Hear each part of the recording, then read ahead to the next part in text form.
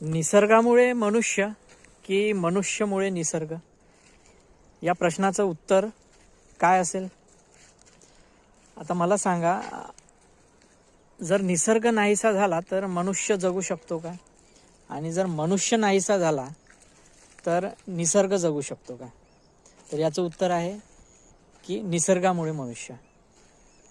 तुम्ही पाहिलंच असेल की कोरोनामध्ये जे 1.5 ते 2 महिना आपण क्वारंटाईन होतो, त्यावेळी जेव्हा निसर्गामध्ये आपला काही दखलंदाज नव्हता, इंटरफेरन्स नव्हता काहीच, तर निसर्गाने स्वतःला किती मजबूत केलं होतं. पाणी स्वच्छ झालं होतं, प्राणी किती व्यवस्थित राहत होते, सगळं किती व्यवस्थित चाललं होतं. आणि मुळातच माणसाचा काही हस्तक्षेपाची गरजच नाही आहे निसर्गामध्ये. हा निसर्ग इतका सामर्थ्यवान आहे की या निसर्गामुळेच आपण जगतोय.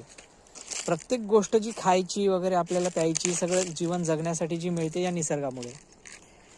आणि आपण नसलो तरी हा निसर्ग उत्तमरित्या त्याचं कर्तव्य पार पाडणारच आहे. आता एखादी गाय आपण पोसली, तिला आपण चारा घालतो, जर आपण नसलो तर ती काय उपाशी थोडी मरणार आहे.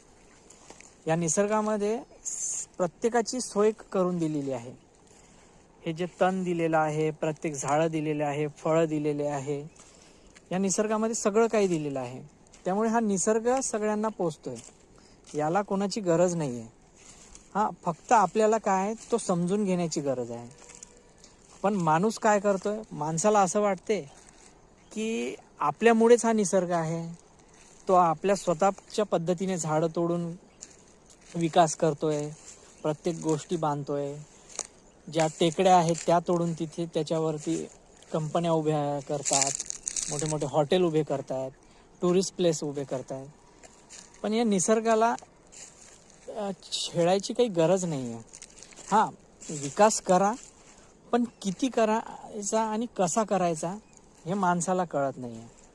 म्हणून माणसाने स्वतःला निसर्गापेक्षाही खूप मोठा बनवलेला आहे, जो की तो आहे नाही. आणि जर ही गोष्ट माणसाने आत्ताच लक्षात नाही आणली तर समोर काय होईल कोणास माहीत. पण माणसाने एक गोष्ट नेहमी लक्षात ठेवायला पाहिजे की आपल्यामुळे निसर्ग नाही आहे, आपण या निसर्गामुळे आहे. उद्या जर मनुष्य या धर्तीवर नसलाही तरी हा निसर्ग जो आहे हा राहणार आणि उत्तमरित्या राहणार. म्हणून निसर्ग आहे म्हणून आपण आहोत, हे लक्षात ठेवा. धन्यवाद.